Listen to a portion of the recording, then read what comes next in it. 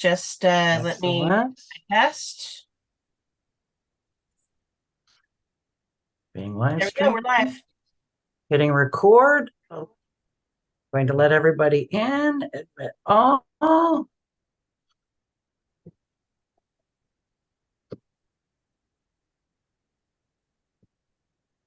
Okay, we've let the waiting room in. Stephen Berkson, the floor is yours. Okay, and I have no bowl still. Not that I could use it anyway, but are we going to just imagine the bowl for a moment and then call the meeting to order? And so this is the December 4th, 2023 meeting of the Oregon Country Fair Board of Directors. Will come to order and we'll begin with announcements. If you have an announcement, please put hand in the chat.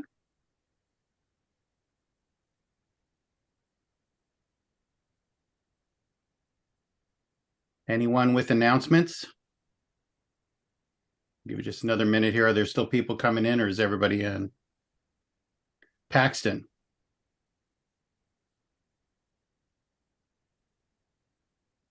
Paxton, go ahead. I just wanted to mention that the Oregon Country Fair. I just wanted to mention that the Oregon Country Fair TV stream is up. You can get to it at the .net page, and you just scroll down and click on the TV that's right on the main page. We're streaming a lot of older stuff right now, a bunch of the elder interviews, and even some stuff from the virtual fairs. So, just different some history stuff of the fair and stuff like that. So go to the .net website and click on the television for the TV stream. Thank you. AJ.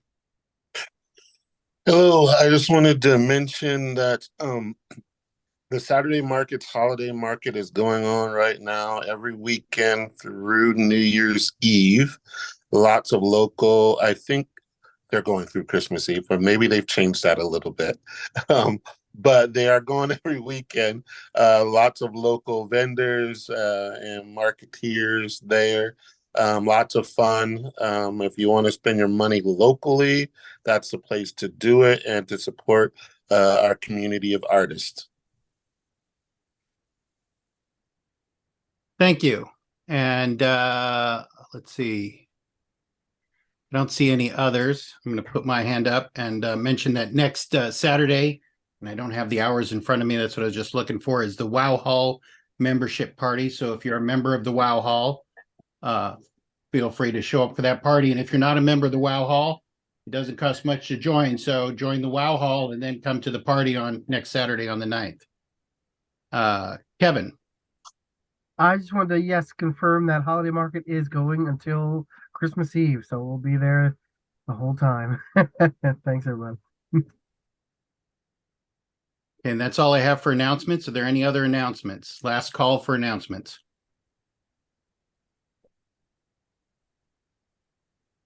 Okay, seeing none, we're going to move on to minutes. Is there a motion to adopt the minutes? And let's do them both together, November 6th and November 20th, unless someone objects. Is there a motion to adopt the minutes for November 6th and November 20th of 2023? I'll move to adopt them.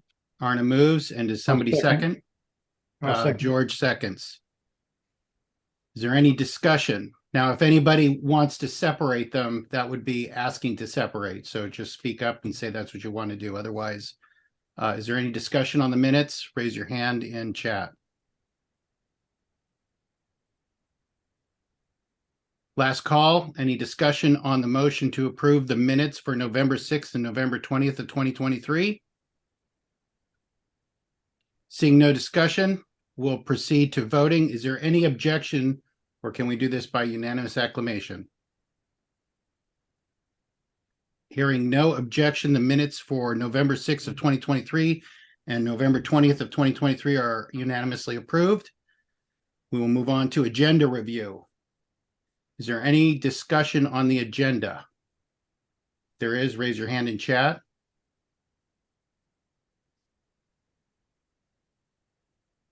Last call for agenda review. Is there any discussion on the agenda?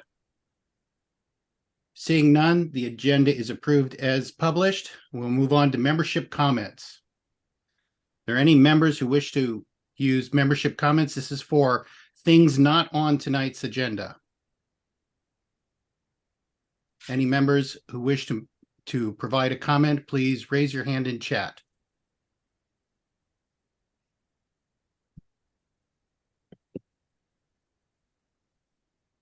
Yeah, I see AJ's hand. I'm looking for members first if I can. You want to speak, AJ? Yes, I want to speak as a member. Okay.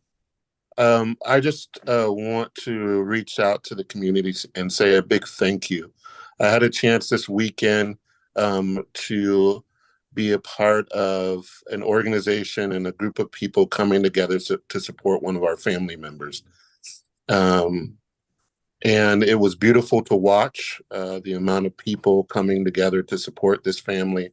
And I just want to, it was a reminder of what community means to this organization.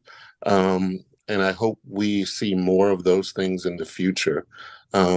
Just a big thank you to all those who showed up, and much love to Spirit and Brian. Thank you. Thank you, AJ. Are there any other member comments? Last call. Okay, seeing no other member comments, we're going to move on to staff report. Kirsten. Thank you, Stephen. Thank you, everybody, and good evening. I'm going to start my report with announcing that we have hired Tiara Sunny Arthurs as our assistant event manager. Her first day will be January 2nd, 2024. She has been a volunteer with OCF for over 20 years. She has served as the entertainment camp host for the last several years, where she was instrumental in creating the campsite map that accommodates around 600 campers. She also served as the entertainment liaison for Main Stage last year, which was a newly created support position in 2023. Please take the opportunity to welcome her to her new role. She is with us this evening, and I'd like to give her a few moments to introduce herself. And Tiara, Sunny, thanks for your time. Say hello to everyone. Hi, everyone. I'm super excited to be here. Thanks for having me at the meeting tonight. I would say the only difference, the only thing that I would change about what you just said, Kirsten, is that it's actually 600 tents, which means it's way more campers than that. It's a pretty big footprint, but I've had a lot of fun doing it. And I've been watching some of my favorite humans my whole life give service to this beautiful thing that I've been a part of, and I'm ready to give service like all the rest of you. So thanks for having me. If you have any questions or anything, don't hesitate to reach out and ask. I've got my email all set up, and I'm ready to rock, ready to join you. Thanks. Thank you so much, Tiara. We are so excited to have you join us. Her email is Sunny, that's SUNNY @OregonCountryFair.org. Again, she doesn't start until January 2nd, but please send her a welcome email if you have the time. The 2024 guideline change form is on the .NET site and will close on December 15th, 2023.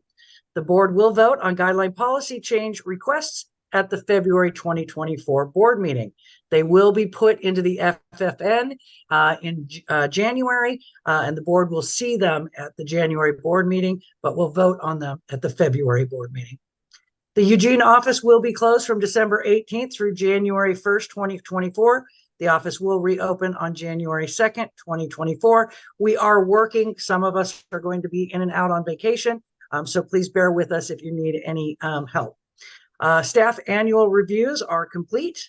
The 2024 budget request went to the Budget Committee on November 15th. The board will vote on the 2024 budget at the January 29th, 2024 special board meeting. As a reminder, coordinator capital improvement requests are due January 31st.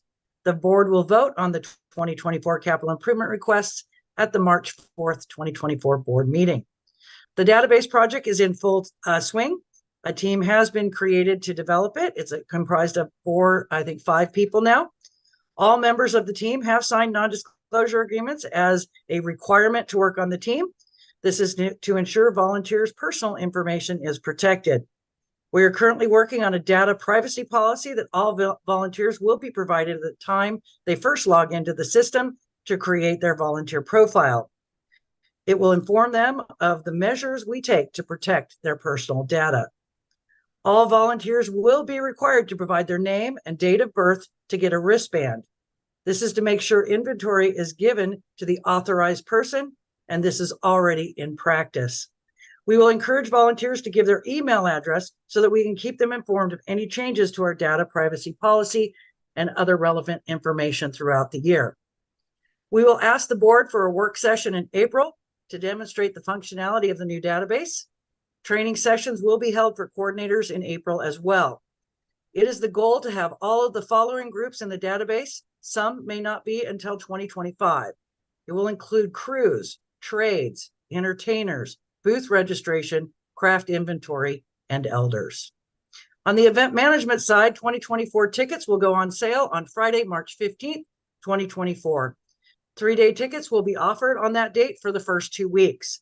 These will be limited and quantities have not yet been set. General admission tickets will go on sale on Monday, April 1st. Main camp will open on Saturday, June 8th, 2024. The Spring Fling is set for Saturday, May 4th, 2024. The Teddy Bear Picnic is set for Sunday, August 18th, 2024. And contracting and equipment logistics are underway for 2024. I've also listed some additional important dates that I've been repeating for the last couple of meetings, so I'm going to skip over those, but they will be published in the minutes and in FFN. They are related to the craft applications, food applications, entertainment applications, and teen crew applications, as well as booth registration deadlines. In regards to the site, the board held a work session on the Emerald Ash Borer Beetle on November 20th, 2023.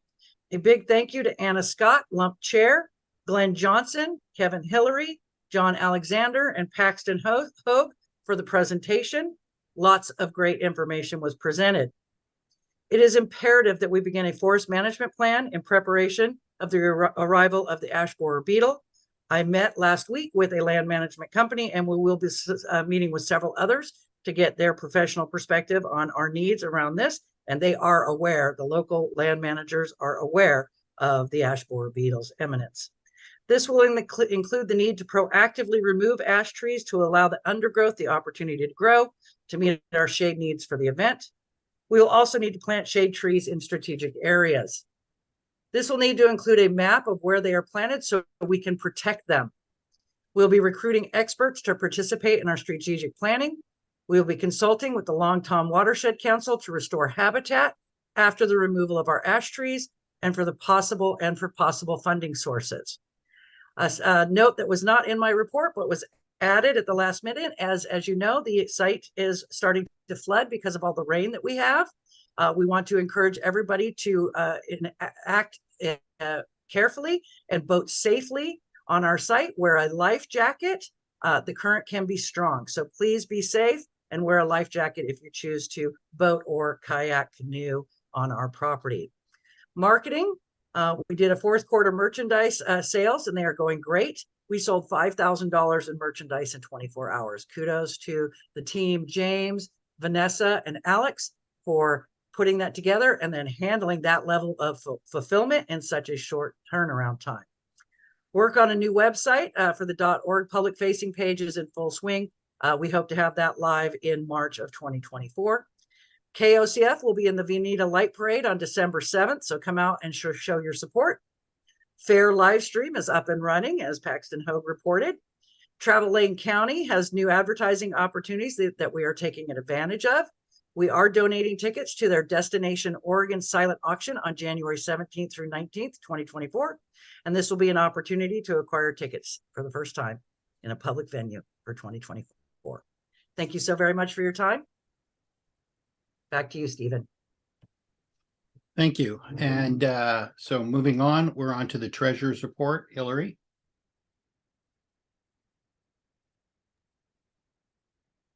I'll defer talking until we get to the revenue projection motion. it seems like what I have to, or I could do it now, but it seems like it fits there a little bit better. Okay, so you want to defer your report to be part of the motion for the revenue projection. Yeah, I'll talk about the process of how we got to the proposal Okay. that we have. We'll go ahead and accept that and move on then. Are there any verbal committee reports? The agenda says they should be submitted in writing. There's no designation of any verbal reports.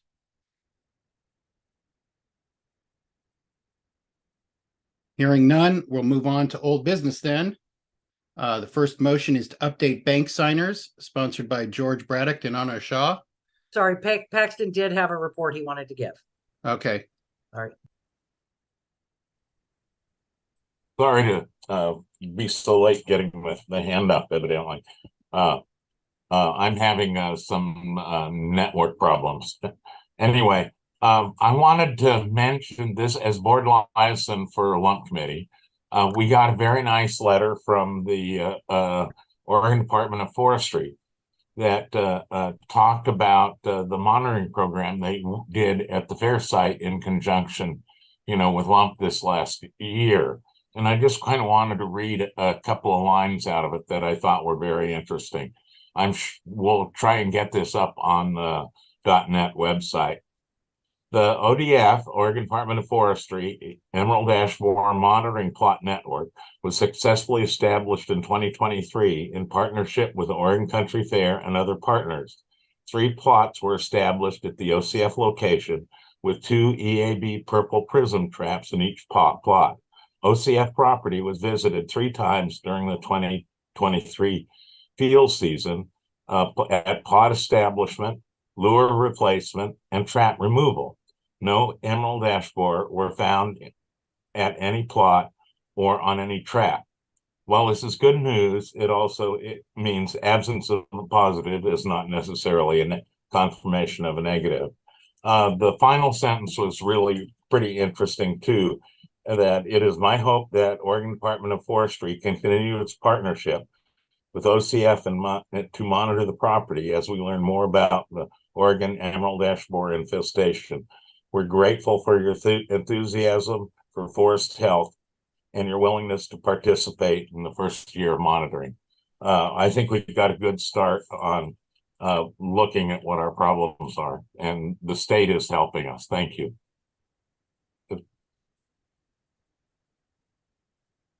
Thank you, Paxton. And we're moving on to the first item of old business, which is the update of bank signers. George, you want to do this one?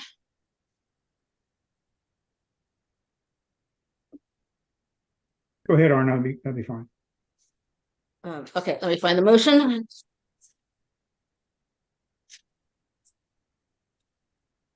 The board moves to authorize the executive director to change the bank account signers at all of our financial institutions, to add the new president and Mark Malaska, remove the past president and officers and former employees. Thank you. Is there a second to the motion? I second. Okay, moved by Arna and seconded by George. Is there any discussion on the motion? Are you asking membership or board? Sorry. Is there any membership comment on the motion? Please raise your hand in chat.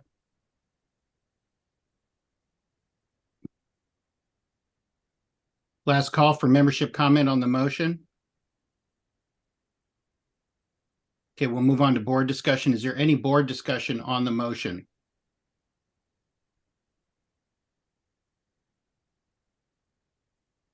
Last call for board discussion. Okay, seeing no discussion, is there any objection to the motion? Hearing no objection, the motion is passed by unanimous consent.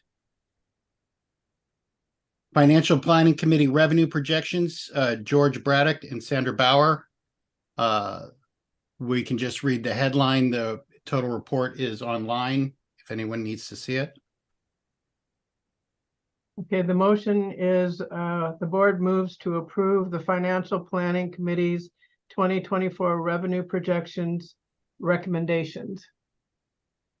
and Hillary is gonna. And who seconds the motion? I'll second it. Moved by Sandra Bauer and seconded by George Braddock, and we're going to have a presentation by Hillary before taking any comment. Thank you. Yeah, I was going to talk a lot about the process. Well, not too long, I hope, but I'm going to focus on the process of how we got to here. And the board has heard this a couple of times, and some of the rest of you probably have too. So please forgive me. But I do think it is helpful to be able to understand this. There are some proposed increases in this proposal, both to past prices and ticket prices, and that's kind of unusual for us to have two increases in the same year. And here's how we got there. The Financial Planning Committee and Budget Committee in their joint meeting, where we started, was reviewing the 2023 operating results, and we undersold on our admissions and on our passes. And if you remember, we had those huge contract increases in two of our major contracts, both the toilets and the buses. When we passed the budget, we didn't have the final bids in, and it was hundreds of thousands of dollars more than what we had budgeted for and what we had been paying in recent years. So Kirsten's been doing a really great job with a sharp pencil to hold the expenses in line, but the projections that we made as of 3/4 of the year made it look like we might be at break even, might be a little bit in the red on the operating income. We did have that insurance recovery because of the house at the winery burnt. So the overall, I don't think we're going to be in the red on a cash flow basis overall. But as far as our operating expenses, like the money that we got in for the event, what we spent for our operations and all of our programs, I think we'll either be right at break even or a little tiny bit in the red, which means we don't then have the revenue that we can set aside for the larger projects and to build up our reserves. And we are so lucky. We are in a great reserve and cash flow position. All of our restricted funds are still intact. We were able to save some of the money that we earned during last year. Even though the event lost money, we were subsidized by the SVOG last year. So we are in a really good cash position, but we're trying to get to the point where we once again have a profitable event and can fund those larger projects, because that we've had several years without being able to generate the funds that help with those larger projects. We have a lot of deferred maintenance. We have a lot of safety issues. We have a lot of repairs. And that's what we're aiming for, is getting back in a rhythm that we are able to keep these larger projects going. So after we reviewed the 2023, we then reviewed a preliminary estimate of what 2024 expenses would be. So that's incorporating all the assumptions about payroll, the assumptions about those larger contracts coming in, and putting about 5% increase for everything else, just that we're going to have inflation. We didn't assign it to specific lines. We think some expenses will be relatively stable and some expenses will go up. But by doing 5%, we're accounting for inflation and knowing that some areas will need a little bit more. But that still means that when we budget, we'll have to be really careful about where we allocate that extra 5% to stay within that boundary. And then we also put in a modest amount for capital projects. When we do capital projects these days that are somewhere between $75,000 and $100,000, that's kind of doing the event, doing some necessary safety stuff, and it's not doing a lot of the fancy big stuff and fancy is not even the right word, the necessary big infrastructure and repair work that we need to do. So we have there's a baseline of capital projects that is pretty important to us. And right before COVID, we even had, if you remember, we had those long-term capital projects, those bigger multi-year projects that had permitting issues or things like that. We took all those off the books when COVID hit. And we had some big projects in there that, including the composting, the road on the far side. There were some big projects that we need to get back into the ability to plan for those. And that's what we're trying to do, so that these larger projects, we can bring them back on with confidence that we can accomplish them in the 5-year period that we're targeting for them. So after we modeled what the expenses could be, then we tried to model the income, and we're able to model the income by looking at the volume that we had and the prices that we're proposing. So we modeled income based on the 2023 volume. So that volume is lower than the capacity. That volume's lower than what we projected last year. If we haven't, it's a more conservative estimate, which is what for years we have used. We did use more conservative estimates, and it was a little bit, out of our box to say we're going to try to budget for what we think is our sellout. So we are not trying to project on sellout this year. We're trying to, there's potential upside if we sell more, but there's also some security that we are going to try to budget in a way that we won't use up more of our reserves if we don't have more people. So, please know that's a piece of it. And that's, so when we also did a couple of things that would, looking at how we're structuring our pricing, that we're proposing some changes that, we're treating as, as operational. One thing being, in the past, we've already said we have advanced and day of prices.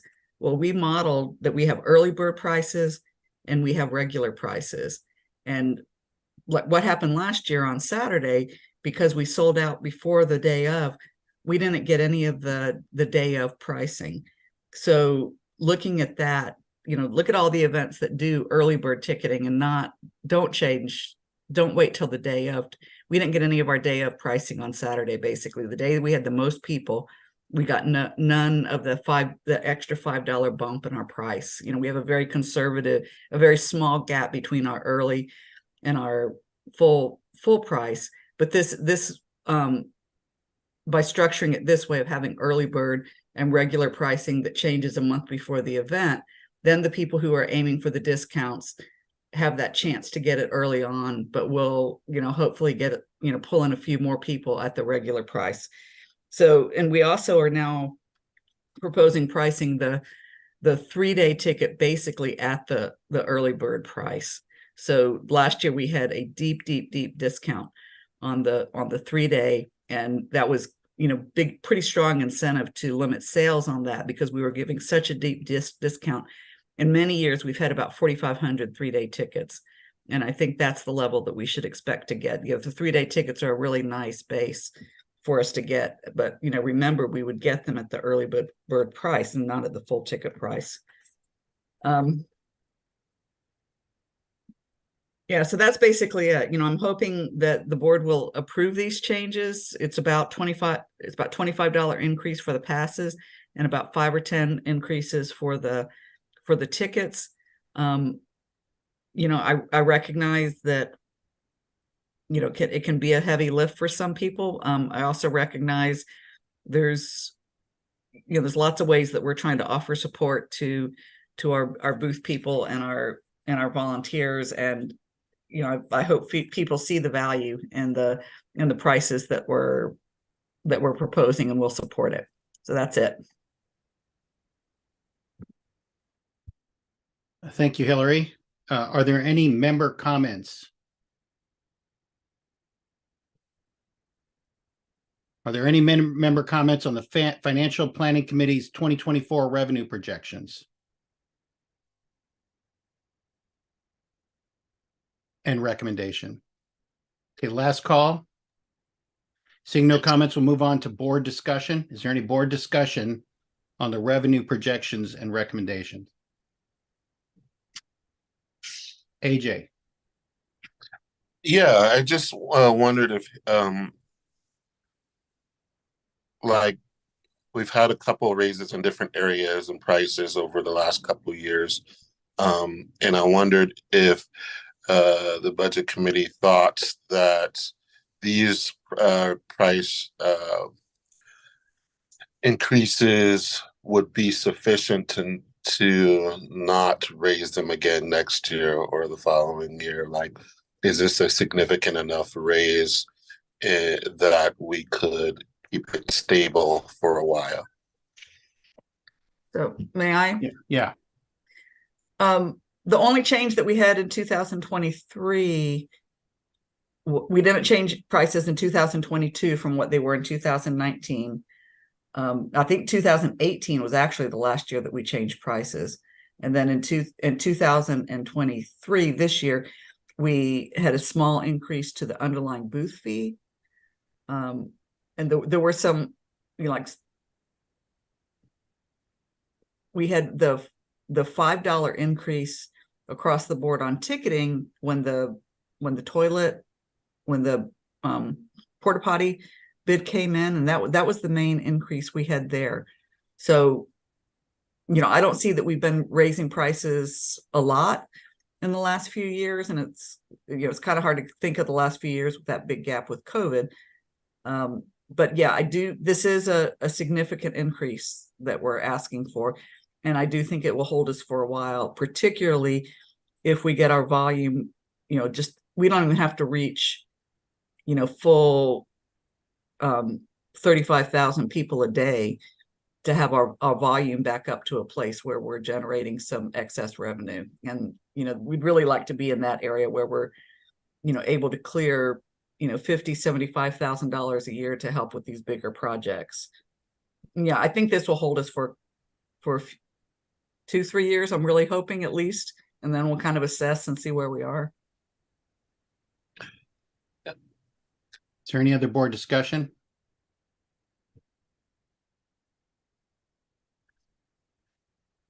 I did have a follow-up if I'm allowed. Sure. So with these increases, can you speak a little bit about how they can positively affect our philanthropy going forward as well? I know we've had a couple of years where it hasn't been as much as we want it to be. So I know it comes from different areas. Yeah, the endowment money doesn't come from the operating funds, and we have money in the bank right now that's been distributed from Oregon Community Foundation, and we talked about upping the endowment giving this year because we've been consistently getting distributions from them, so that's on a really good course. The Jill Hyman Vision Fund, we've kept the fair match at $20,000, and in 2022, when we didn't get enough donations from the family to expend that whole amount on a match, we went ahead and expended that whole amount anyway, even though there wasn't enough giving. So we've been consistently supplying the $20,000 for the Jill Hyman Vision Fund, and then we're proposing upping the endowment to $20,000 this year. So the main piece of and then we've been doing some out of some other line items. There's been some, it hasn't been called philanthropy, but it's gone to community organizations like the PCUN. The main thing that we're not doing right now is the board giving, which has been anywhere from $15,000 to $25,000. And part of the reason is because of our finances. And the second part of the reason is it's been on hold as the subcommittee or task force, I'm not sure what it is, that is tasked with looking at how we do that and proposing a new process. They have not yet returned with a process. And I really hope that I think this is one of those years where it's really appropriate to say, let's see what kind of fair we have and then reassess. If we have a great fair, if we sell out on admissions, absolutely, I think afterwards we should be looking at, you guys come forward, let's get that philanthropy back in gear and do that. So thank you so much, Hillary. Appreciate it. Okay. Is there any other board discussion on the motion?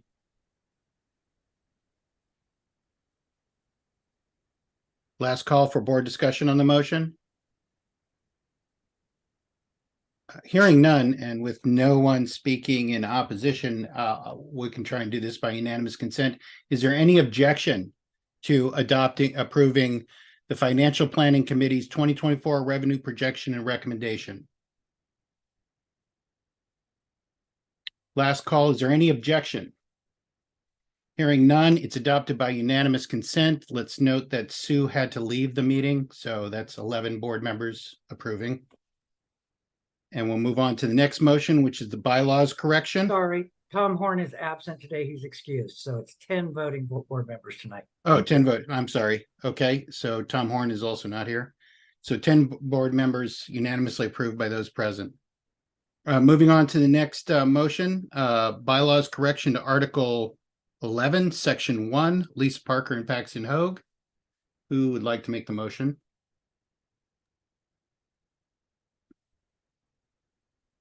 I'll make the motion. Moved by Lisa Parker. Is there a second? Second. And So Yeah. you probably Yeah. would like a little explanation of what we're voting on. sure. And Although the board has received this information, and I think that it's also been posted on the .NET site. But I'll go ahead and just review it. would you like a screen share of it? Sure.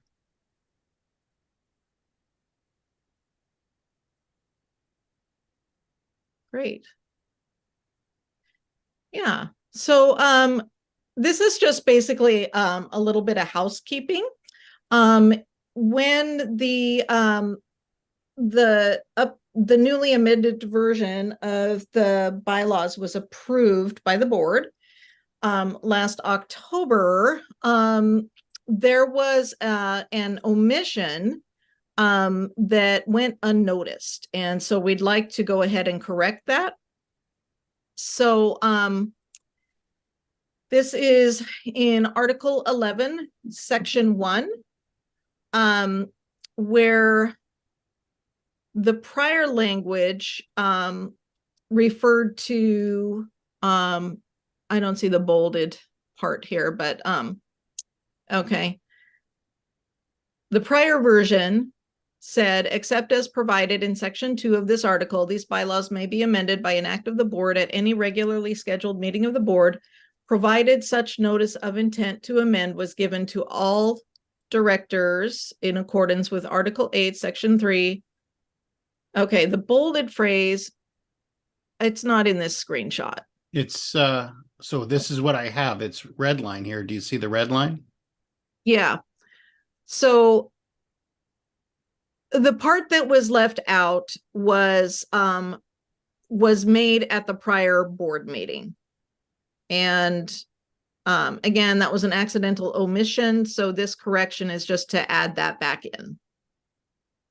And that is the red line language together with a copy or summary of the Yes. amendment or a statement of the general nature of the amendment was made at the prior board meeting and given all to all directors, etc., with a correction to Article 8, Section 4. Yes. Yeah. Yep. So this is the changed language from what was Approved in October. Yes. Does anybody have any questions? Oh, well, I think we go to I'll let you do that. Sorry, let's Steve. go to member input and find out if there's any member input regarding the bylaw correction. Jonathan Pincus.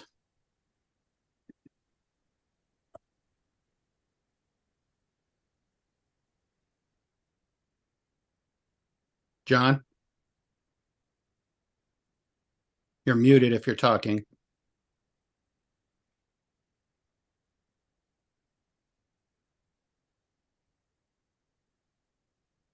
Okay, so we see your hand, John, but we can't hear you.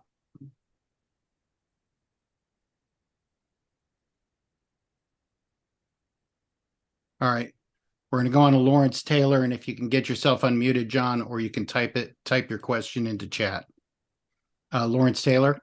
Hi, thanks, Steve. I just wanted to make sure it was clear. The language in red was the previously existing portion of Article 11, Section 1, which actually predates Section 2. What happened was there was a rewrite suggested by the fair's attorney, which was to put the notice requirement, which is then became the new section. And what was missed, and I would apologize for whatever part I had in it, though I honestly don't recall being at the meeting where that particular revision was proposed, was that the previous language, which had to do with notice to the membership, slipped away by negligence.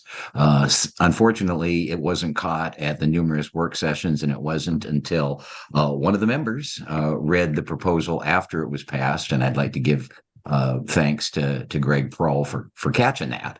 And of course, as soon as that was caught, the bylaws committee moved as quickly as possible to fix what was in fact an oversight, and not, as a few persons characterized it, a deliberate attempt to cut the members out of the process. So hopefully that clarifies.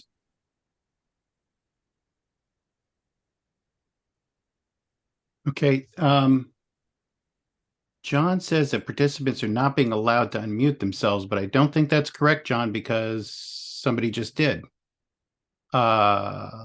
Yes, you are allowed to unmute yourself. So that would be a glitch, a technical problem on your side. Can you try again? I've sent you an ask to unmute, which should pop something up in front of you.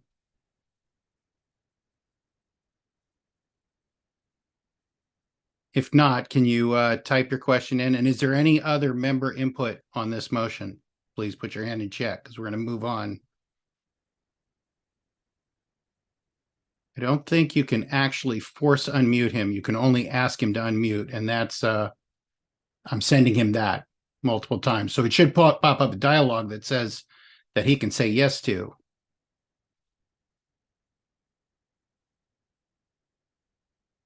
Okay, so John, if you type your question into the chat, or you find a way to unmute yourself, we'll come back to you. We're going to move on to board discussion since we can't get to John here. Is there a provision for member notification is John's question. And I think that's what Lawrence Taylor was just addressing by saying that the summary of the amendment or the amendment itself has to be put out at the meeting prior. I think that's intended to be the notification. Do I have that correct, Lisa? So by saying that it has to be announced at the meeting before, that is the notification. Does anybody else want to comment on that, or shall we move on to board discussion? Okay, on to board discussion on the motion. Lisa, go ahead. Now, Lisa's getting that. I'm looking at, it's not me doing it. Somehow it got unchecked. Okay, wait, it's working now. Okay. Yeah, I just want to thank Lawrence for doing a better job explaining than I did. I'm sorry, I didn't do a very good job explaining what happened.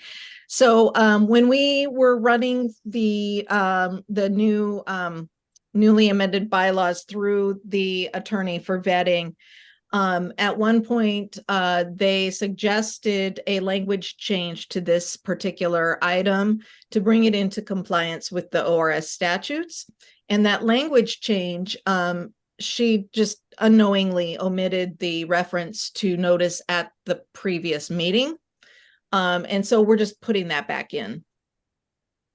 Okay, before we move on, we're going to do a quick check here. Sandra or Arna, can you see if you can unmute yourself? I can do it. Yeah, I can do Okay, it. all right. It was strange because when it was unchecked is when Lisa said, oh, wait, I can unmute myself. All right, so is there any other board discussion on this motion? I had my hand up. I don't know if you saw that. I probably lost it in the confusion over the who can unmute themselves thing. Go ahead, AJ. Yeah, so I want to start by saying my comments are not to criticize any individual. I do want to acknowledge that this is one of the main reasons why I objected to this motion when it was being voted on. And that is because little things like this, when it comes to our bylaws, it's really important that the membership have eyes on it for this very reason, for a long period of time. Our bylaws are, and another thing that I believe is that our bylaws shouldn't change so often that this sort of confusion happens. And I think we've been doing a lot of updates, and with those updates, I think we should be a little bit, take our time a little bit more, and give the membership a time to catch things like this. I felt like it was rushed. This last one was rushed a bit, and so I would like to, in the future, when we're making these changes, make sure that there's ample enough time for membership to see it and catch things like this. So, Lisa, did you raise your hand again? I did. I just wanted to respond that this particular version was actually on the .NET site for 6 months prior to the board voting on it. And the omission got past everybody. So, you know, I just think this is one of those things that happens. And we, you know, once it was drawn to our attention, we immediately acted to correct it. And that's what we're doing now. Is there any other board discussion on the motion?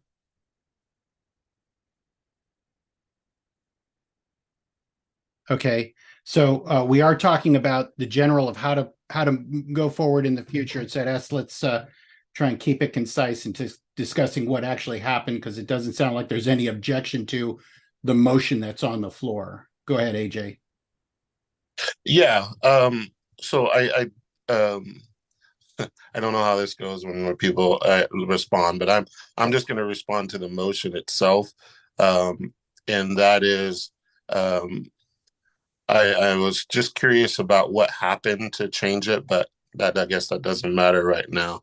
But I really want to reiterate that again, when I don't mean criticism to anybody when I bring up these things. I am not calling anybody out. I'm just saying that in the future for bylaws motions that people should, I would hope that the bylaws committee will, if there's any kind of switches, whether it's wording, whether it's a single word or phrases like that, I think it does us good to do our due diligence and let things set for a while, so that things get caught, so we're not changing things in the bylaws every meeting, whether big or little, and that it remains a document that people can go to and count on, not changing every so often. So, is there any other discussion on the motion on the floor, the correction to the bylaws copy? Teresa. So I'm a little bit confused if AJ, and maybe this is not appropriate, but are you suggesting that we shouldn't go with this change because you want a longer period of time than the meeting before? Or are you just wanting us to be more careful in the future? I'm not completely following what's happening right now. Would you like to respond, AJ? Yes. So Teresa, I did not vote for this original motion because I thought that there wasn't enough time. The membership didn't have enough time with it, and I felt there were some tweaks and the changes and things that I wasn't comfortable voting for it. And so what I'm saying now is that this is now a correction to that vote that was passed. And so what I'm saying now is I would like for us to, in the future, when it comes to bylaw changes, give more time for catches like this to happen, so that we are not voting on bylaws changes every other board meeting or every other, just give it some time. It's a bylaw change, even when it matters. So, yeah. And Teresa, just to clarify, because I can see this sitting back here, is when AJ says didn't vote for that motion, he's talking about the bylaws change to which this is a correction. So the prior bylaws vote he didn't vote for. That's his point. Is there let's use chat only for hands, please. Is there any other discussion from the board on the motion? Hearing none. Arna, go ahead. actually would like a longer time for the membership to see bylaws changes. But this is what we've had for decades, actually, this amount of time, the meeting before. And now that the way we do new business or business now does mean that membership has at least 6 weeks to look at these motions. So I'm not going to bog us down with trying to make this a longer period of time, like a 60-day time instead of a 30-day time, or 2 meetings before instead of 1 meeting before. It is something I'd like us to think about maybe for the future. So right now members would have 6 weeks because it would be on our agendas as new business, the month before, and they would get a chance to see it. So it's actually longer than members had before, when it would just not all be published the same way. But I would like the board to think about possibly extending this to 2 meetings before. But I'm going to vote for this motion now so we can move along. And then we can think and maybe talk about changing it later. So those are my thoughts on it. Thank you, Arna. Is there any other discussion from board members about this motion? Last call. Okay, hearing none, no one spoke to change it or in opposition to it. So, but because it's a bylaw change, we're going to do a roll call vote. So, Sandra. I'm a yes. George. Yes. Paxton. Yes. AJ.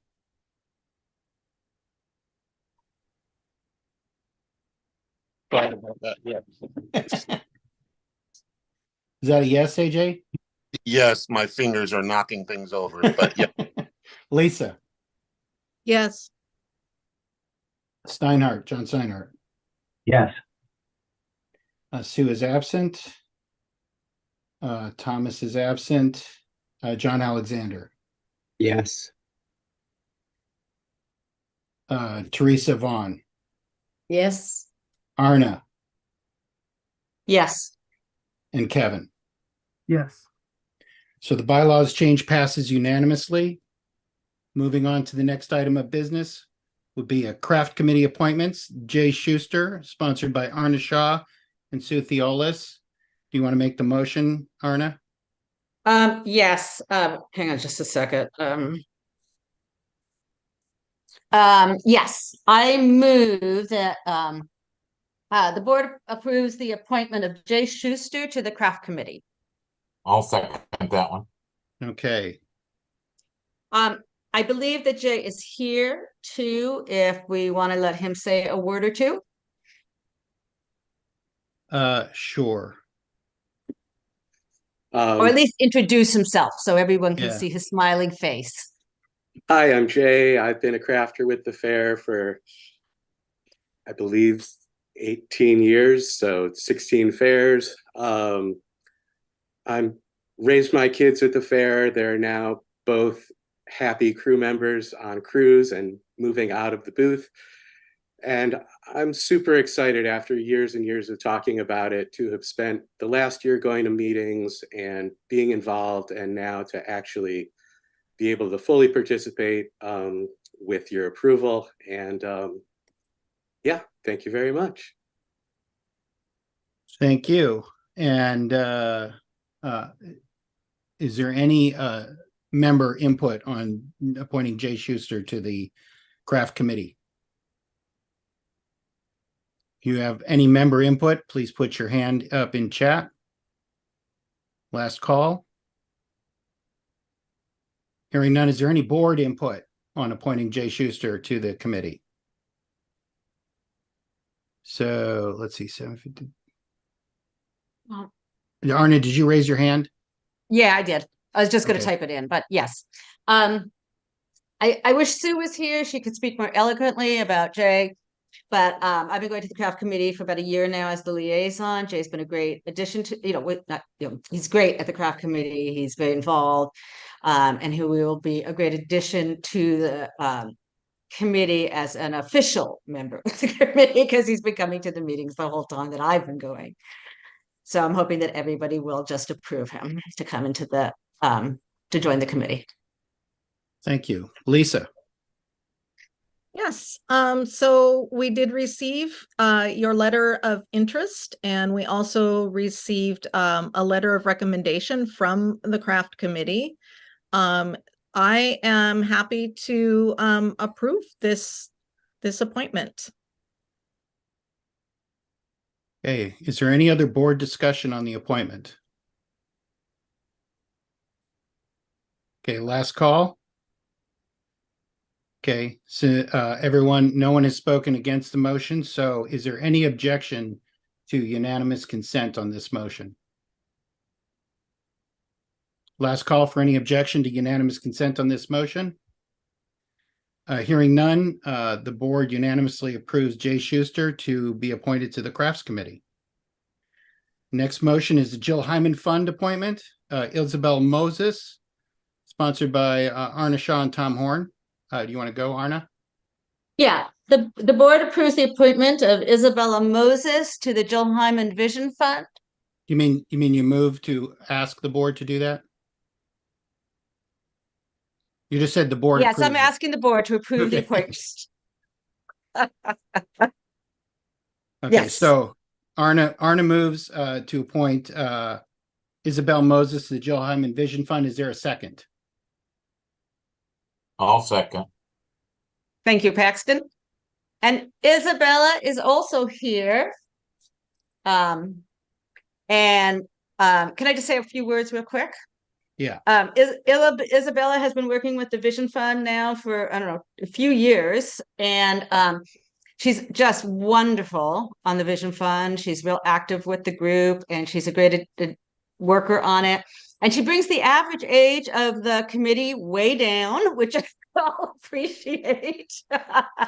Which when you see her, you'll see. So if it's okay with you, Stephen, can we let Isabella say a couple of words? Yep. Hi, everybody. My name's Isabella.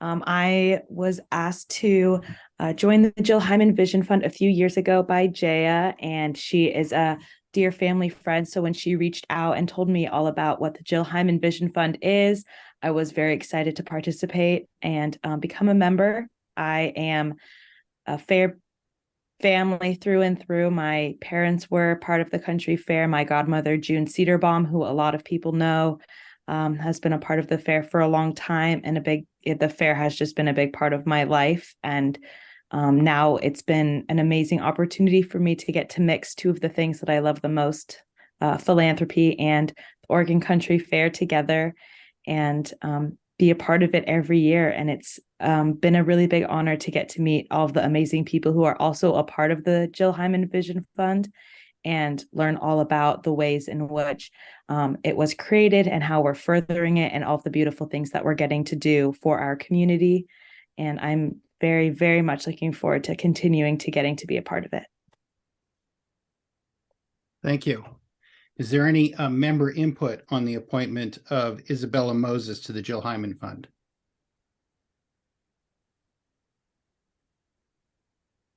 Last call. Is there any member input on the appointment of Isabel Moses to the Jill Hyman Fund committee? I assume it's a committee.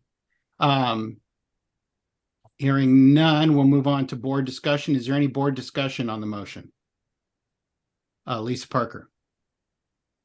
Yeah, on this one, we did receive your letter of interest, Isabella, and I am hearing strong support from the committee. So I'd be happy to support this appointment as well.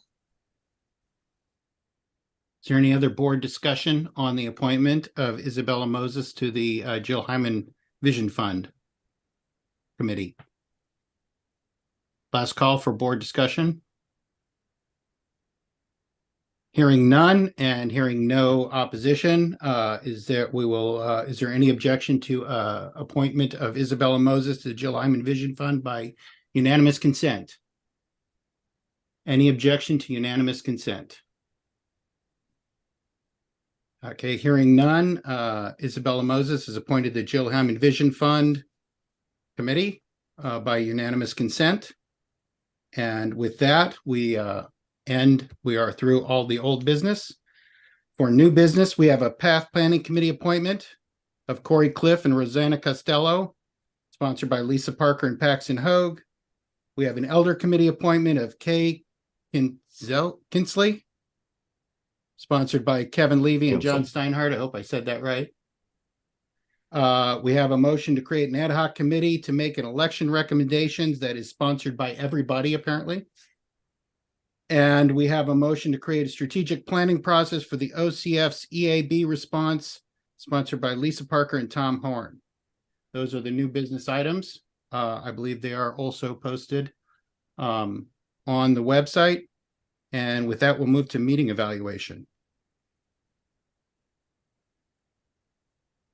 Is there anyone who'd like to speak to meeting evaluation?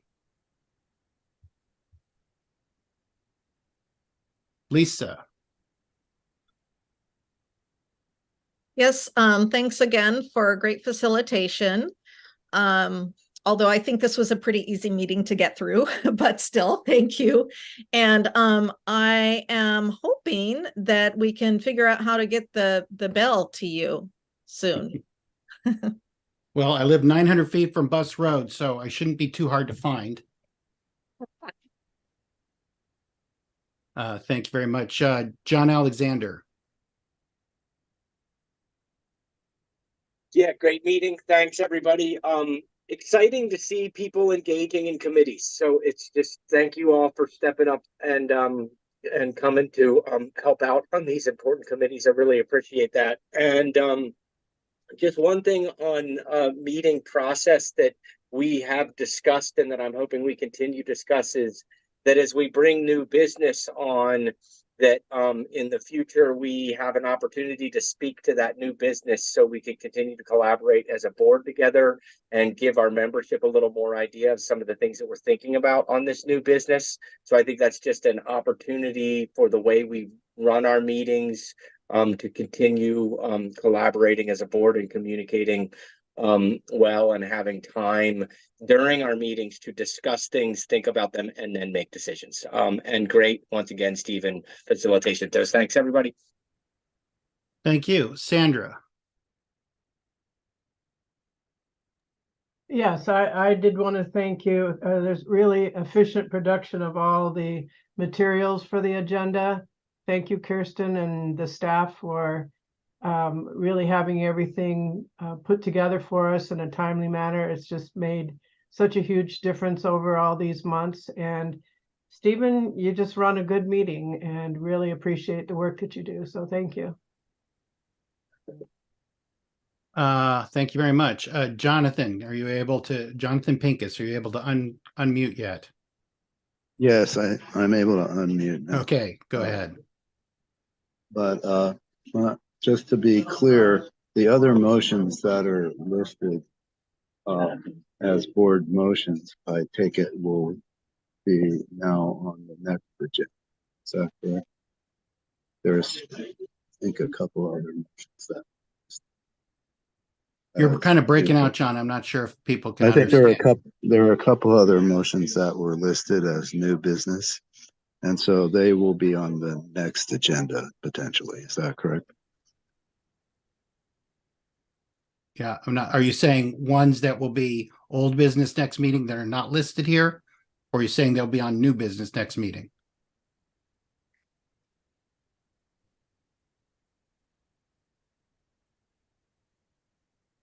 John? No, my understanding they'll be old business for next meeting. I'm just. And are you saying they're not listed here as new business, or they are? No, I'm saying they are. I'm just clarifying that Okay. They'll be old business. Yes. Yeah, all the new business I just read off will be old business next meeting.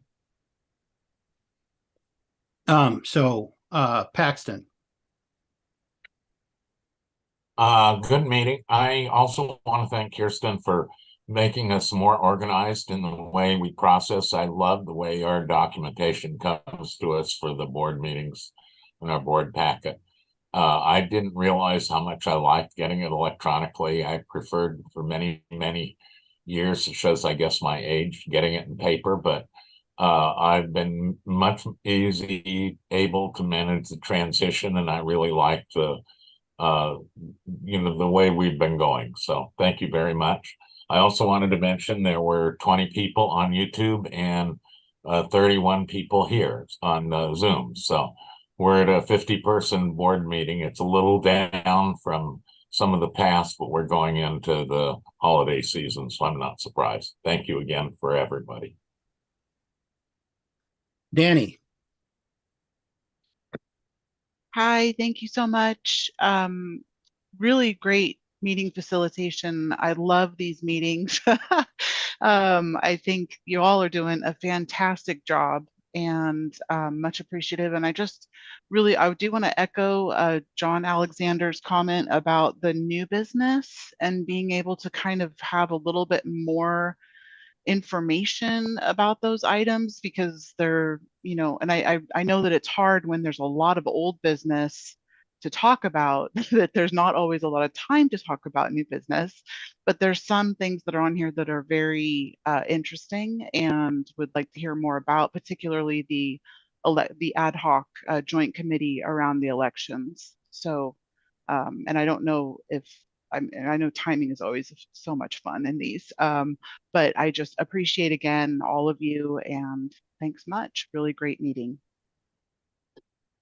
Thank you. And I put my hand up, just appreciate the thank yous, and a clarification from at the beginning of the meeting, actually before people got on with Anne, that the agenda can be listed as unanimously approved, and it doesn't have to be moved by someone because it's a part of regular business.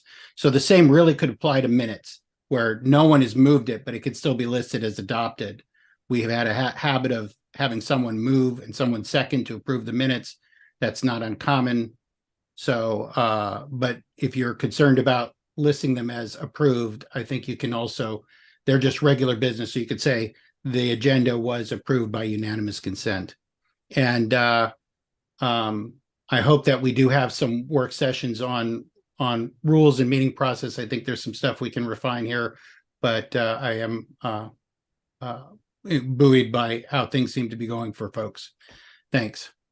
Arna. I guess this isn't really about meeting evaluation. I did just want to say, though, that if people have questions about new business, they should call. They can call or email board members who are presenting the motion, and ask more questions. If they're not getting information, if we haven't had time to discuss it, we don't have a process set up yet to discuss new business, members should feel free to call board members or email them, and especially the makers of the motion, and find out what the motion is about. Like in this one about the ad hoc committee, well, all of us board members signed on to be sponsors of that one. You could call any of us and talk to us about that one.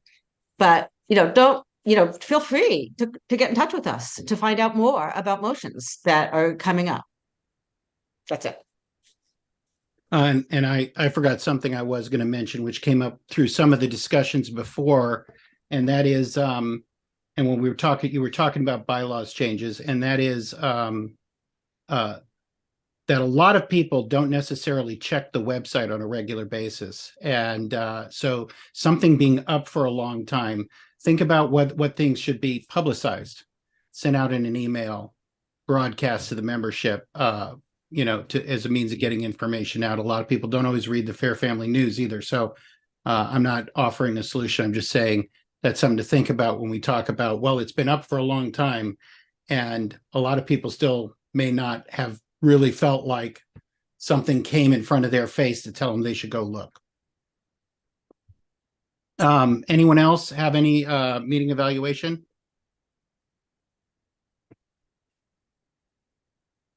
Anyone else? Last call. Seeing none, the next board meeting is January 8th, 2024 at 7 p.m. via Zoom.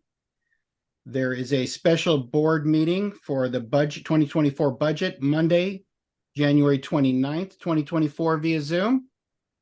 And now the president's piece.